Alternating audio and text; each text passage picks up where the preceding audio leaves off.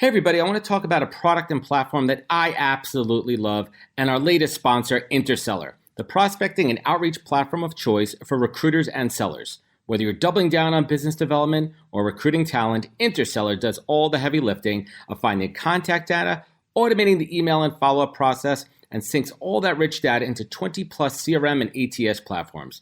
Reach out now and get going on a 2-week free trial and let them know you heard about it from Adam on the podcast today. Check out the link on the website. Appreciate it. Welcome to the podcast, where we introduce you to incredible humans who share their journeys with the mission to inspire you to harness your own inner tenacity to drive your life and career forward. And now, your host, Adam Posner.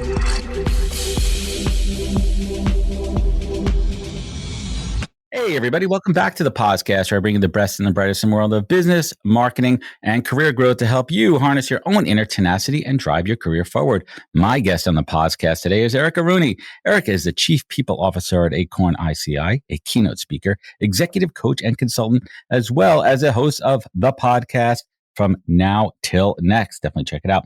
With 10 years of experience in HR, leading organizations in gender equality crusades and coaching executive women, Erica has created a framework that empowers women to get seen, get heard, and get promoted by breaking free from the sticky floors that hold us back from busting through that glass ceiling.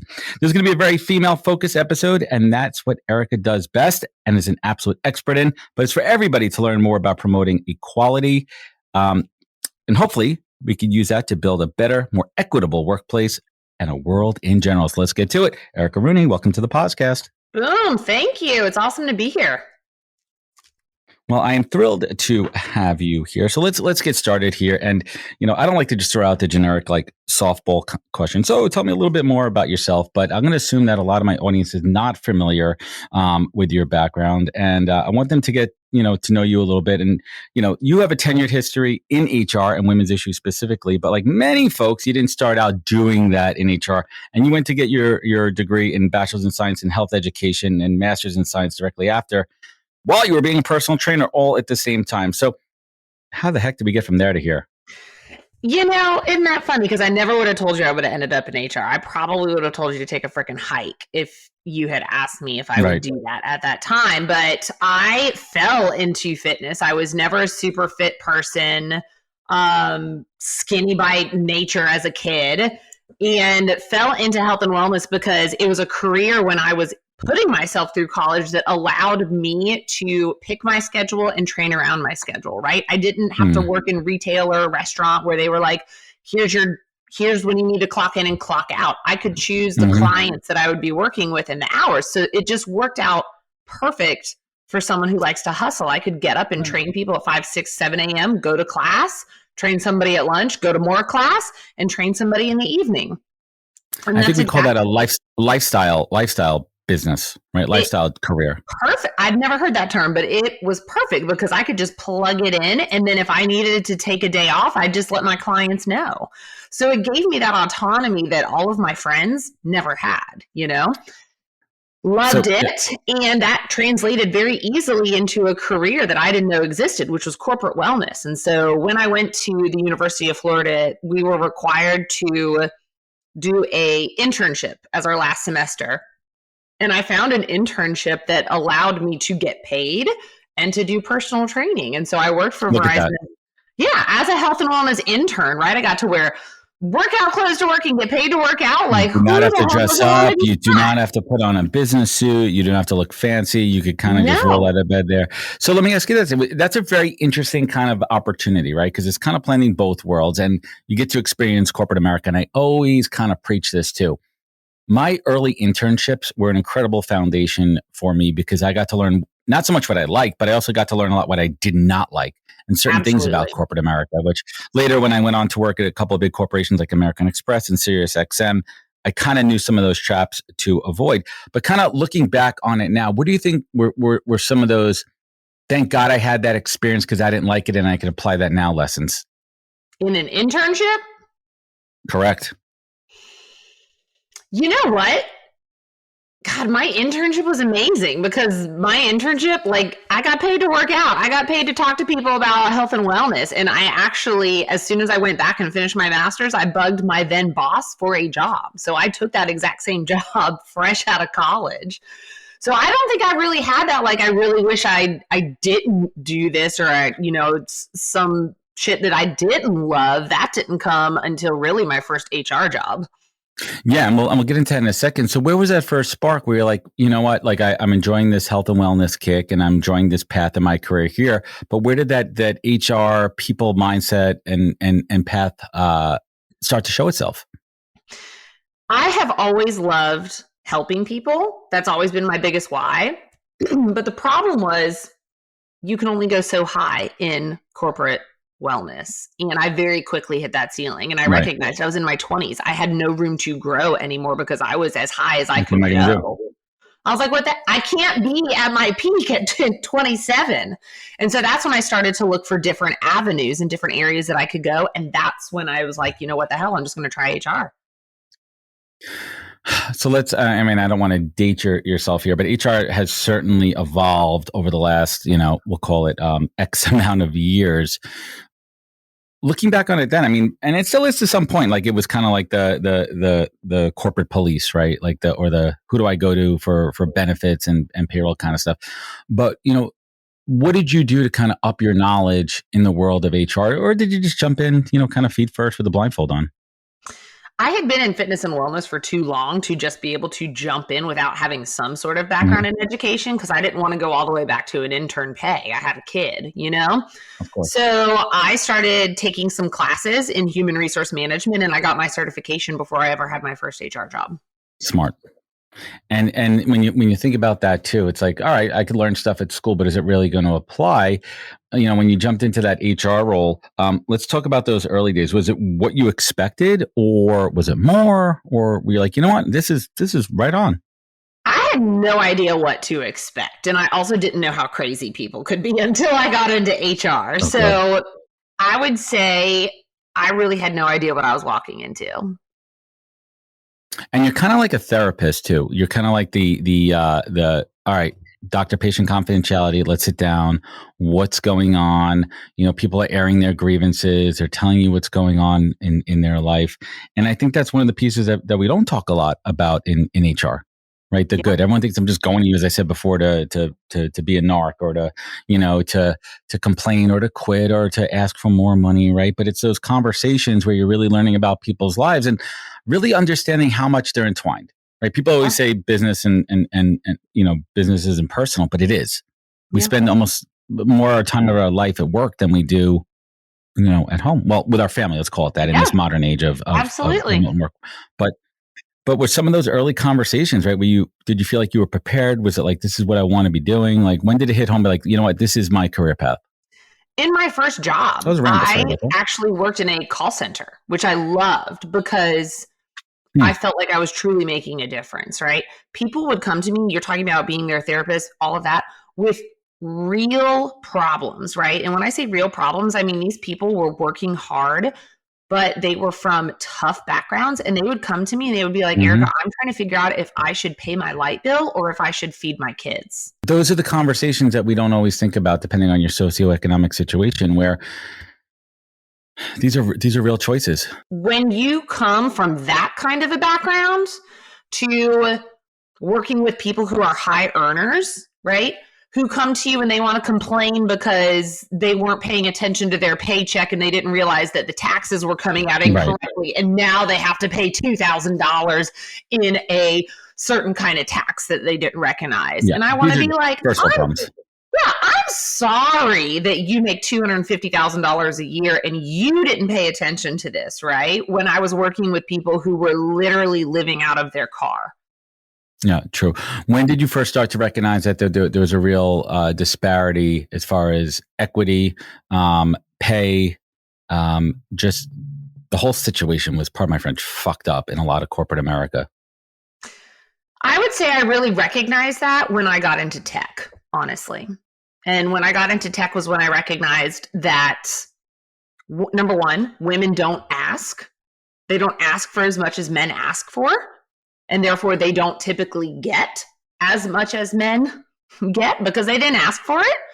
And then the second piece of it is that's when I really started recognizing the employer's responsibility to push that and to make sure that you are maintaining equity.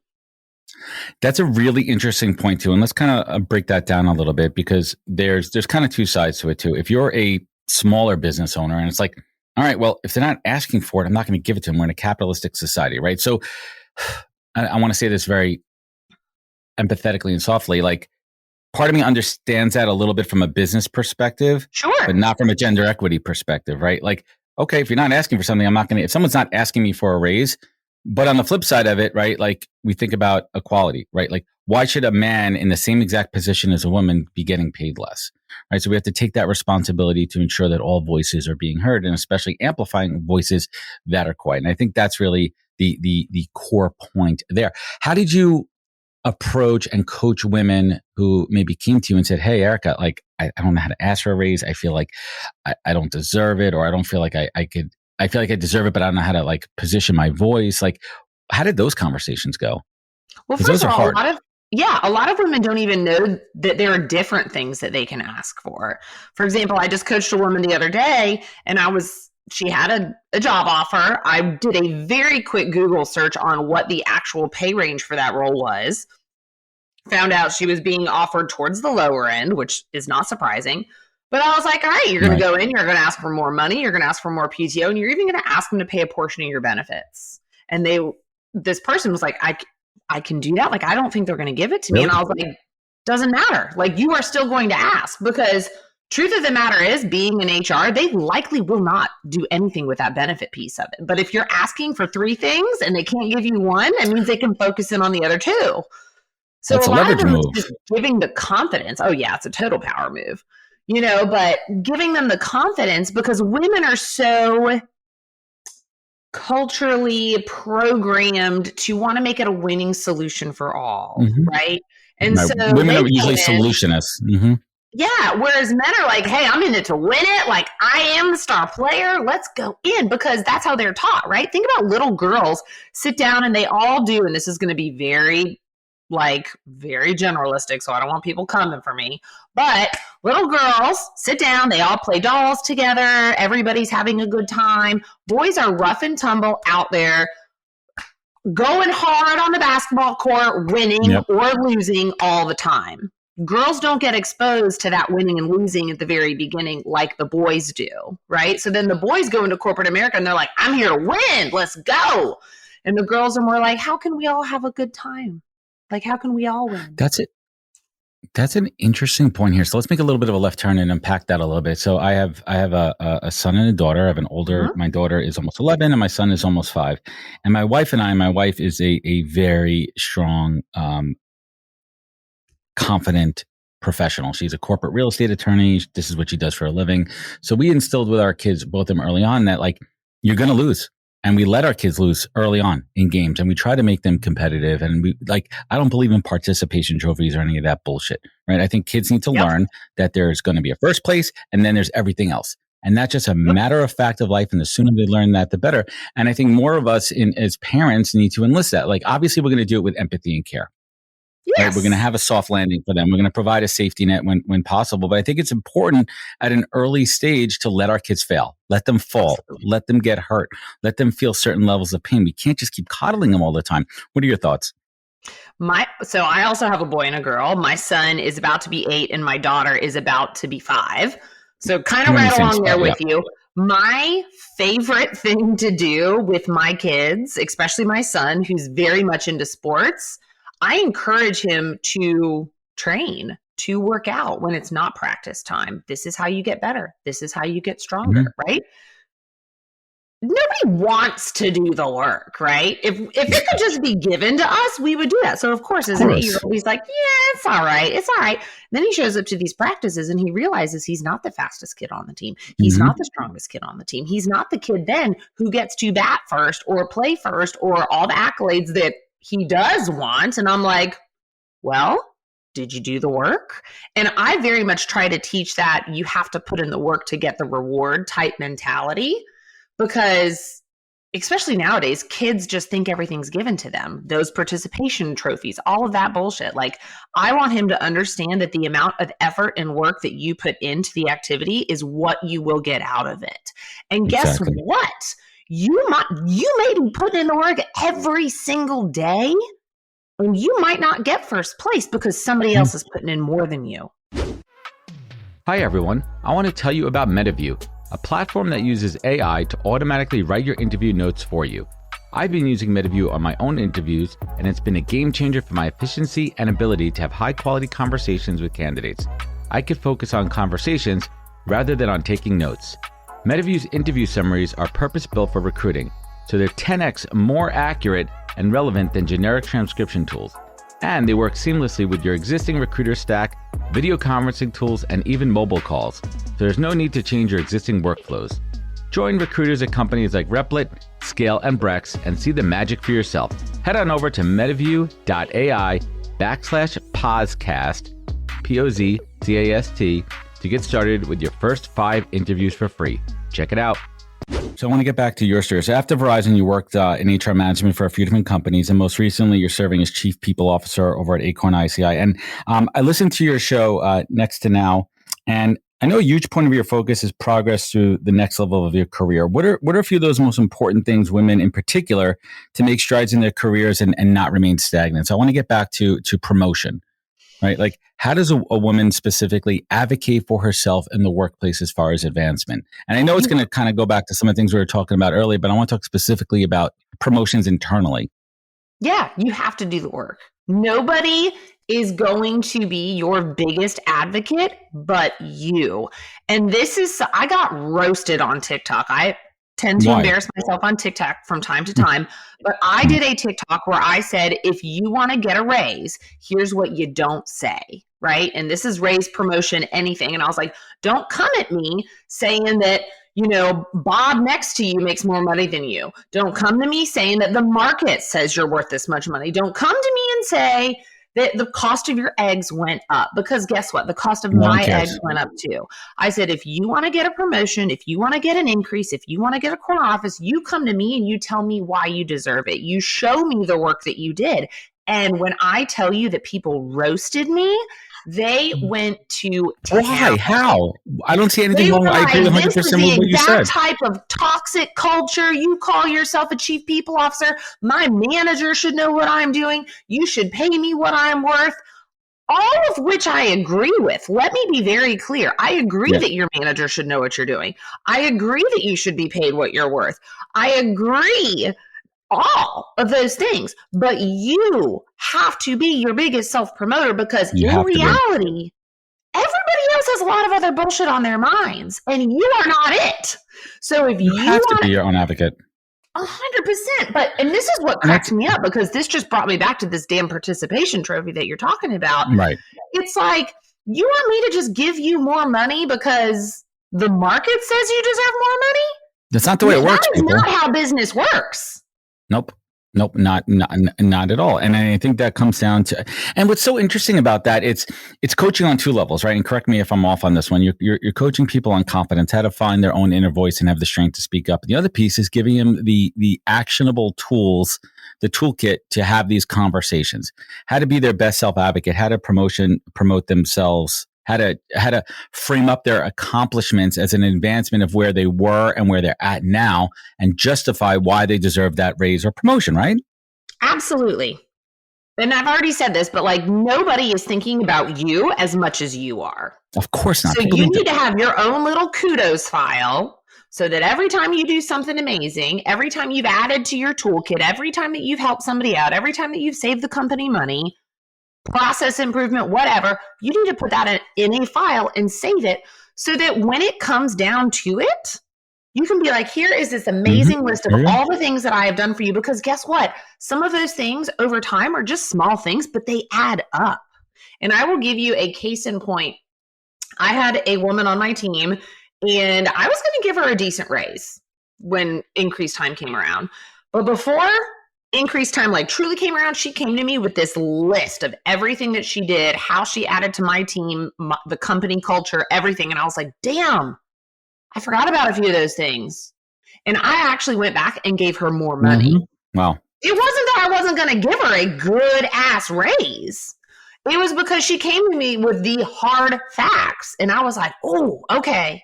And the fact that she showed like this initiative of I'm coming to you and I'm asking for this amount of money. This is what I think I deserve. I wasn't able to give her everything that she deserved, but I went back and gave her more. That's interesting and fantastic. So let's kind of play on that for a little bit. So what is a corporate environment with true gender equality look like? Like what does that look like from the top down? From the top down, you've got representation at the top, right? Number one, because I cannot stand it when decisions for women are being made when there are not women in the room. Step one, right? Same for men. You can't make decisions for men if there's no men in the room. Nope. So it has to have that representation at the top, and it has to be at all of the levels, right? Sheryl Sandberg used to be COO for Facebook, now Meta. She was pregnant there, and it wasn't until she was having to park a mile away and, waddle her way into the organization for her to say, we need pregnancy parking up front. Like, I can't do this every day. We got to fix this, people. There were no pregnant women at the top. It never happened. That is so interesting. Matters. Right. Like, I mean, you think of something so simple, right? Like, it just wasn't top of mind for the men that were in the C-suite. It wasn't because they didn't care. I assume that a bunch of them, majority of them have partners with babies and they're empathetic. And of course, it just wasn't top of mind. So representation certainly matters. There's another expression that I want to get to. Well, let me just kind of backtrack for that for a second here. Allies and Crusaders, right? How important is that to have male allies and Crusaders? It is extremely important because while I believe that 90% of people intend to do the right thing and intend to be good, if it is not what you said, to use your words, top of mind, they're not going to do it. But if you have somebody who has been through it, seen it, done it, like I had a man who was a true advocate for me, and he would intentionally bring me into the room when discussions that I needed to be a part of were had. And he would intentionally mentor me and introduce me to the right people and speak up for me when my ideas were spoken but not accredited to me. So you have to have those people to help you through any kind of organization that really isn't going to be like that for you, isn't going to do that for you. Because again, most people intend to do good. Most people are good. Of course, you have to assume that. Those little things slip up. So let me ask you this. Here's the expression I want to get. Everyone's familiar with the glass ceiling for women, but let's talk about this concept of sticky floors, because this is the first time I'm hearing this in this context. What? Let's break it down. What is sticky floors? Sticky floors are the limiting beliefs that we have about ourselves that keep us from reaching our greatest potential. But in my definition of sticky floors, they are anything that is within our control. So they could be toxic behaviors like too much social media late at night, drinking too much wine every night, which leaves you not so great the next morning, to toxic relationships. Like maybe you have a spouse, a partner, a colleague, a boss that is not 100% bought into what you want to do. And I kind of came up with this concept because it's going to take 132 years for gender pay equity according to the World Economic Forum. 132 years. So I'm going to be 6 feet under. My kids are going to be 6 feet under. Like, that's out of my control. Okay. I can control how I show up at work. I can control how I advocate for myself. I can control what I do with my free time, whether I am reading books that are going to help me get smarter or whether I'm sitting scrolling through TikTok, right? I can choose to surround myself with hustlers and go-getters and people who support my dreams, or I can surround myself with naysayers. All of that is within my control. We often, are stuck in these sticky floors, these limiting beliefs. Number one, because they're unconscious. We don't even know we're doing it, right? But they've been ingrained with us since childhood, reconfirmed over all of our life experiences, right? If you've ever had somebody tell you that you can't do something or girls can't do something, girls should be teachers and, CEOs of the house and nurses, and that's it. Or you have someone who's teaching you can do anything. You can be whatever you want to be. Like, those things matter, but they become our unconscious beliefs, right? But then there are the things that we know we're doing or we know we're not doing, but we still do them anyway because they're habits, right? Okay. Like, for example, because I see the wheels turning in your brain, have you ever said, I'm going to be healthier? Like, I'm going to do the right thing this week. Of course, I say it every day, and then I completely every day go off the rails. Completely and off then the your boys call you, and they're like, we're going to go out for burgers and beers, and you're like, hell yeah, me too. My biggest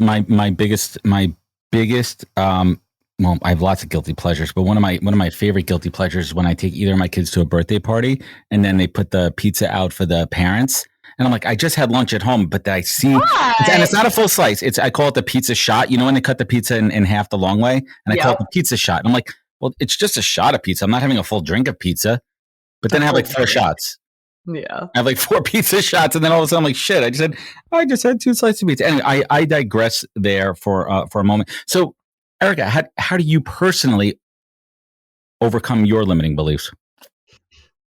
I work through a 3-step process. It's name it, question it, shift it, right? So number 1, you have to be able to name it. Seems like a dance move, right? I know, right? Or like one of those games like Pop It, Lock It. That's the other thing the kids play. Pop it, lock it, drop it. Yeah. You can tell where parents of young children are here. Yeah. Whatever that thing is that's holding you back. And I'll give you a perfect example. Please. So one of my goals in 2023 was to ramp up my keynote speaking. And I went to a keynote speakers boot camp. And interesting. Didn't know anybody there, but I'm a very extroverted person. But I walk into this happy hour and I instantly realize that all of these people, they know each other already. No big deal. I start talking to them. I start realizing that these are like the Michael Jordans of keynote speaking, okay? These are the people who charge $40,000. These are professional speakers. We've seen them. They're incredible. Professionals. And I was like, holy shit, I don't belong here. Like, this is out of, I have put myself out of my league. What the hell am I going to do?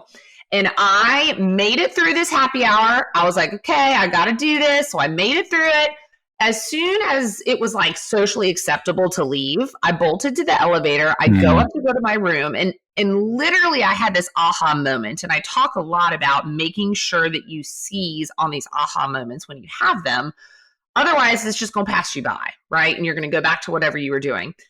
I had in this aha moment this recognition of like, Erica, you are going through this true feeling of imposter syndrome. Like, you paid to be at this boot camp, just like all of those people did. Every single one of those true professional keynote speakers had to attend this boot camp for the first time once. Every single one of them. So you have got to change your mindset. And I was like, okay, this is just the start of the boot camp. I've got 3 days left. I can either go through the boot camp, sit quietly in the back of the room, take my notes and learn as much as possible, or I can go all in. I can go as big as possible, right?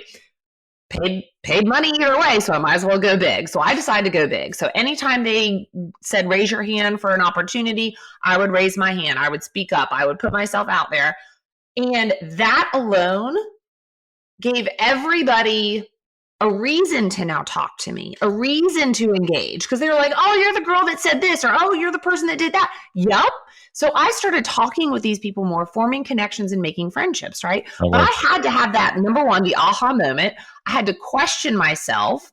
Erica, why are you feeling like this, right? I was feeling, like this because they did have more experience than me. But then I had to shift my mindset to be like, is it true that you don't belong here? No. And they had to start somewhere. They had to start where you are. They didn't just like get to that point. You start where you start, and that statement alone for me is one that I love to go to because I love trying new things, but I will often get intimidated when I see others who are like the professionals at it. Everyone starts where they start.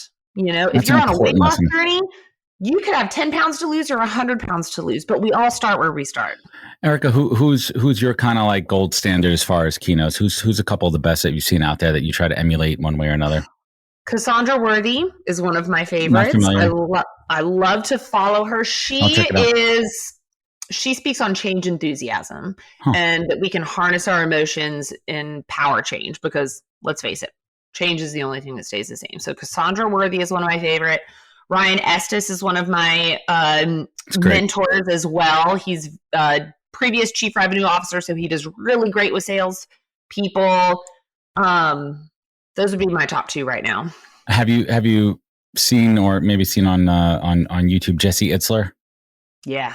He floored me last year at Gary Vee's VCon. It was single-handedly the best keynote I've ever seen. It was not only the content of it, it was his storytelling, it was the emotion, it was his enthusiasm, it was his ebb and flow of energy, and he also had a live DJ on stage, like playing music while he was doing certain parts of it. It was just a very interactive experience. And and everybody, like, it was like a standing, it was a packed room. It was crazy. Like, people were just clamoring to see him. And for me, that was like my kind of aha moment. And right after that, I went to London last summer, and I did my first 2 proper keynotes. I've hosted plenty of panels. I've been on stage enough, but like, first time a solo keynote. And that's scary, right? It's scary to go up there and monologue. And even if you have a couple of notes and prompts in front of you and slides, it's a scary thing. And you're looking out into this vast audience, and it's just you, and you're alone up there. And I think that's one of the hardest things for people to do, because innately, most of us are not performers. We're not professionally trained actors and stage actors. For us to go up on stage, that part alone is the scariest part. So you have to break through that, and then the content, everything starts to flow. But it all starts with having that confidence in yourself. So I want to talk, please. I just want to add to that real quick. When it comes to keynote speaking, number one, amazing keynote speakers, which we've all seen them, they make it look effortless, which is why no one realizes how tough it really is. How much work they do, prep. Practice, they perform, they critique, they film, they rewatch it. It is an art, right? It is incredibly hard to do. It's a lot. They earn that 40, 50K because they put in the work for it. They're getting paid for the work to go up there, and whoever booked them knows that they're going to be flawless. It's not me going up on stage and just winging it. Exactly. But they are so good, it looks like they're just winging it, because it just flows out because they did the work. They did the work. I mean, I think Gary Vee is the only person I know that goes up there and does not do any work in any prep, but that's a whole other. So I want to talk about organizations such as Chief for a moment that you're a member of. And I had Lindsay Kaplan on my show, and she's fantastic. How important are those type of organizations for supporting women? For me, it has been wonderful because not only is it challenging to be an executive woman, but it is very lonely. And I will give you a couple examples to that. Number one, I live in suburbia. Most of the women who are C-level women in my neighborhood are CEOs of their household, meaning they take care of the kids. They're not going into corporate America every day like I am, right? And that was a hard realization for me when I kept getting calls with other women to hang out at 2:00 on a Tuesday. I'm doing a strategy call. Like, what are you talking about? No, So that's step number one. But step number two, it really allows for support, and it allows people to share their stories. So one reason that I have my podcast, it's because it is a space for other women to share their stories so that other women can see pieces of them reflected in these stories, and they know they're not alone, right? All of these women that have corporate America horror stories about coming up corporate are sharing them so that others can see it's not just them. But then it's almost like this secret society of like knowledge share in that there's one really great spreadsheet that everyone has access to if you pay to play, for example. So you got to put your information in to get the sheet. Everybody's industry, how much money they make, how much stock they have, how much PTO they have. Wow, there's transparency in this group. It is visibility and insight into this so that if you are a rise and coming, like you're a VP going for a C-level job, this is what I should ask for because look at all these other women who are making it already, right? That is interesting. The part I love about Chief, it's a representation, right? It's a cross-section of different levels and all really smart people, which kind of leads me to role models. And I think it's tough for some women to have strong female role models because they don't know how to it's one thing to have a role model that you're looking at, but it's another thing to ask for a mentor or that's a tough conversation. And I think men too, like being a mentor is almost even more rewarding than being a mentee. The ability to give back. So what advice do you give to women that are on the come up to find and ask for a mentor? That are wanting to find a mentor? Correct.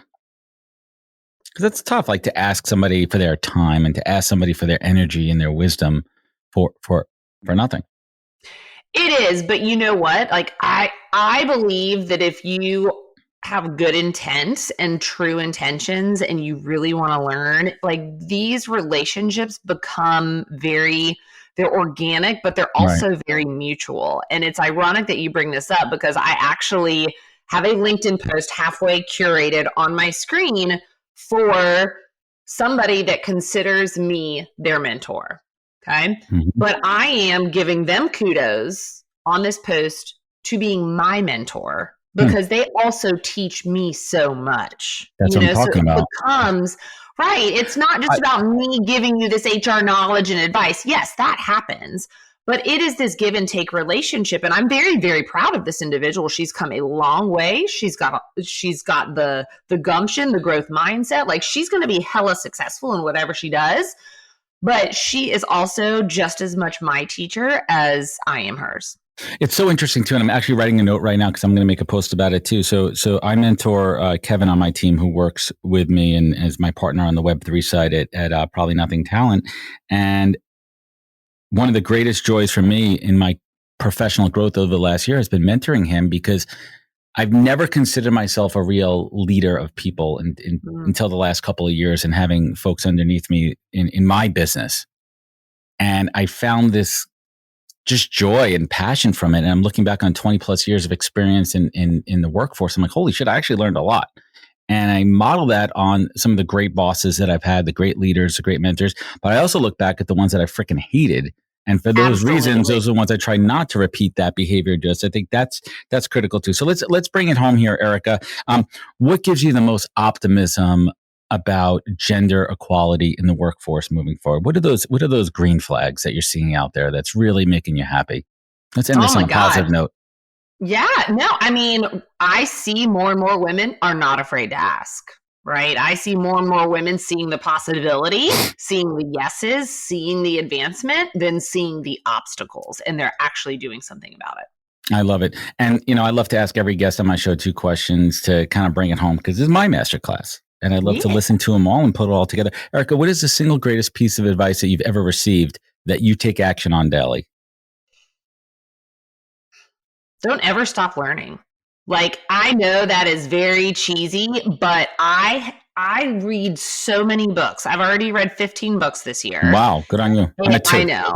It's a bit crazy, but I learn something every single day. And if I'm not learning, like, I'm dead in the water. Just consider me done. So that would be my biggest piece of advice. It's so funny. I drive my son home from school every day because his classroom is actually directly underneath me in the office building that I'm in. That's a story for another time. But every day in the car ride home, I say to him, tell me one new thing that you learned today, or what's the most interesting thing that you learned today? Because I want to start to instill that in my kids. What was that aha thing? And not just like, we played outside today. No, buddy, tell me something you learned today. So I love that piece of advice. And last but not least, you look back on your career journey and your life journey and the ups and downs and the trials and tribulations. And there had to be that thing, that aha, that person, place, or thing that always guided you in the right direction. We call it a beacon. We call it a lighthouse. But Erica Rooney, what is your compass in life? What is your North Star?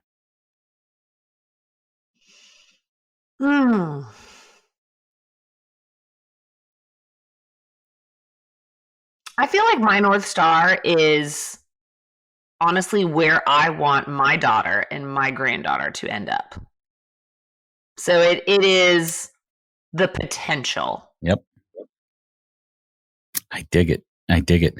Erica Rooney, I want to thank you so much for joining us here on the podcast. I'm confident that everyone out there listening will gain a ton of value, and I hope that they enjoyed this conversation. If you want to find Erica, we're going to link it up in the show notes. You can find her link tree. I'm not going to read that whole URL here, but what else could folks find you? Where could they connect with you? Where could they learn more?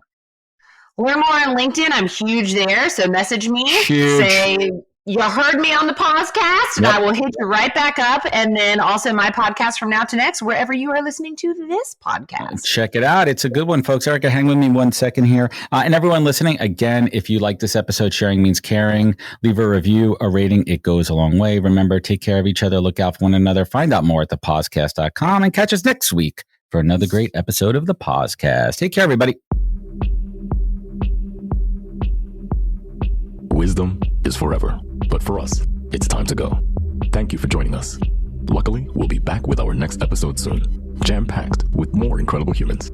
Thank you for listening, subscribing, and sharing. To join the conversation, search the podcast on LinkedIn. And to catch up on past episodes and more info, please visit www.thepodcast.com.